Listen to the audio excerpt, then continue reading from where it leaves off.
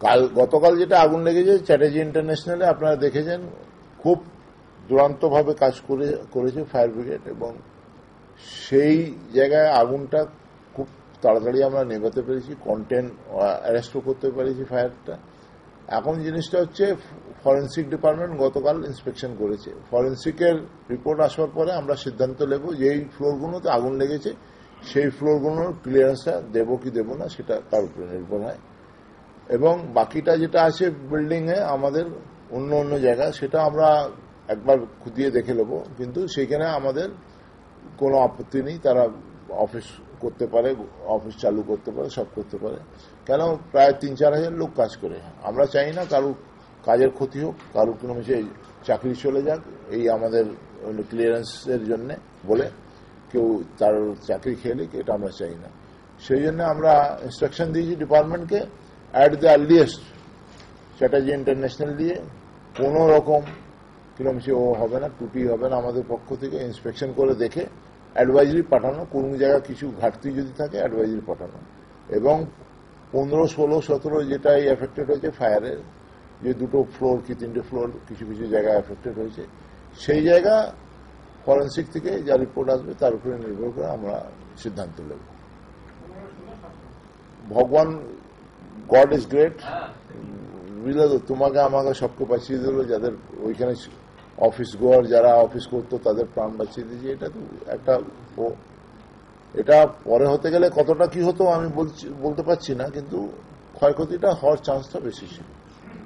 এবং দার্জিলিং এ হিলের জন্য আমরা চিন্তা করেছি কি ওইখানে তো আজকে পাহাড়ে সবচেয়ে বড় প্রবলেম সরু সরু রাস্তা, আর অনেকটা স্টিপ রাইজ হচ্ছে, ঢাল অনেকটা উঁচু আমাদের ও করতে হচ্ছে, গাড়ির প্রেশার জল দিয়ে বড় গাড়ি চলতে পারে না। আমরা ছোট গাড়ির ব্যবস্থা করেছি, আর ছোট ছোট আমরা টি গার্ডেন হোক, অন্য অন্য গভর্নমেন্টের যেখানে জায়গা হোক সেখানে 1 পাম্প ফায়ার স্টেশন করবার চিন্তা করছি। যেখানে যেখানে পপুলেশন আছে, ফায়ার ইনসিডেন্ট বেশি আছে, দার্জিলিং শহর, কালিম্পং, কার্শিয়ং, এইসব জায়গা আমরা সেসব ব্যবস্থা চিন্তা করেছি।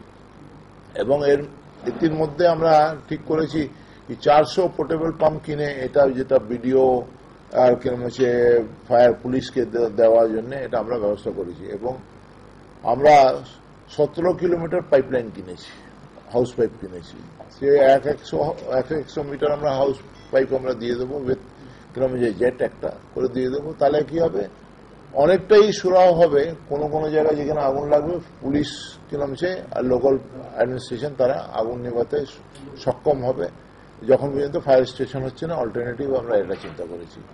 এবং কলকাতার জন্য আমরা চিন্তা করে রেখেছি, কলকাতা হচ্ছে পুরনো কলকাতা, নতুন কলকাতা।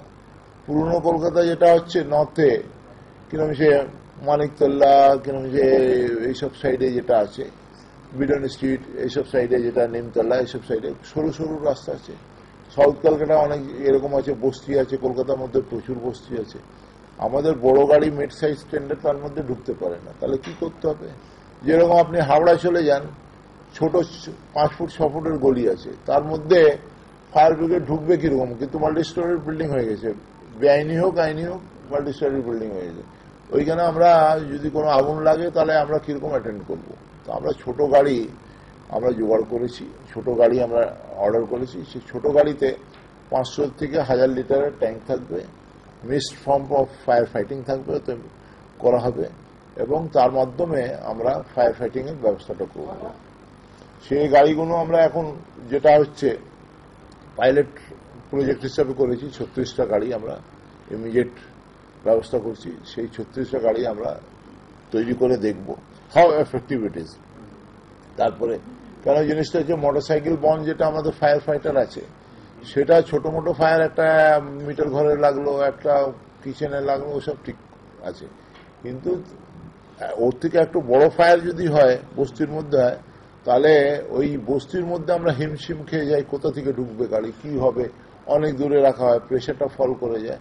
তো গাড়িটা যদি দরজার উপরে আপনার চলে যায় তাহলে আমাদের ফায়ার ফাইটিং করতে খুব সুবিধা হবে।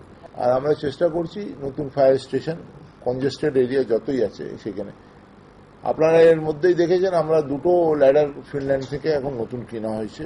2টো ল্যাডারটাই 2-1 মাসের মধ্যে শিপ করে চলে আসবে। ইন্সপেকশন হয়ে গেছে, আমরা লোক পাঠিয়েছিলাম, ইন্সপেকশন করে এসেছে। এবং ল্যাডারটা রেডি আছে শিপমেন্টের জন্য, ওরা শিপ করবে এখানে, আমাদের এখানে এসে যাবে কলকাতায়, আমরা কলকাতায় হল দেওয়া হোক, আসতে গেলে আমরা ওই ল্যাডারটা আমরা কার্যকারী করতে পারবো। ওই একটা হচ্ছে 42-এর, একটা হচ্ছে 54 মিটারের হচ্ছে, এই দুটো ল্যাডার আমরা আনিয়েছি। কেন এখন আপনারা একটা জিনিস দেখতে পাচ্ছেন, কলকাতা শহরের মতন ছোট ছোট অনেক টাউনশিপ ডেভেলপ হয়েছে, সে দুর্গাপুর হোক, আসানসোল হোক, শিলিগুড়ি হোক, কোচবিহার হোক, এইসব জায়গায় অনেক টাউন সব তৈরি হয়েছে, সেখানে 5তলা 7তলা 8তলা বিল্ডিং অনেক হচ্ছে। তাহলে আমরা আমাদের তো স্ট্র্যাটেজি হিসাবে চিন্তা করতে হবে, স্ট্র্যাটেজিক পয়েন্টের উপরে ল্যাডারগুলো রাখতে হবে। আমরা একটা আসানসোলে রাখবো, একটা আমরা কি নাম হচ্ছে শিলিগুড়িতে রাখবো, এরকম আমরা চিন্তাধারা করেছি, যেখানে যেখানে অন্তত একটা ল্যাডার রাখা যায়, সেখানে মানুষ যাতে প্রাণহানি না হয়, আমরা তাদের সেভ করতে পারি, ফায়ার ফাইটিংয়ে যাতে আমাদের সুবিধা হয়, এই ধরনের স্টেপ নিচ্ছি। আমরা নেট কিনছি, নেট, এবং প্রত্যেকটা গাড়িতে আমরা নেট দিয়ে দেবো। I will not say I am pleased. না অ্যাকুরেট ছিল, কালকে কল করার সময় ছিল 8:32-এ কল এসেছিল, 8টা মিনিটের মধ্যে। আপনার তো প্রযুক্তি আছে, প্রযুক্তি বলে দেবে, ফোন করার সঙ্গে সঙ্গে তো ডকেট হয়ে যায়। আমার তো এখন ডকেট হয়ে যায় না, এখন আমার একটা জিনিসটা হচ্ছে ফরেন্সিক এসেছে, তারা যখন পর্যন্ত রিপোর্ট 16-17 এই দুটো আর হচ্ছে যে থানা এবং বিডিও অফিস এই ব্যাপারে কি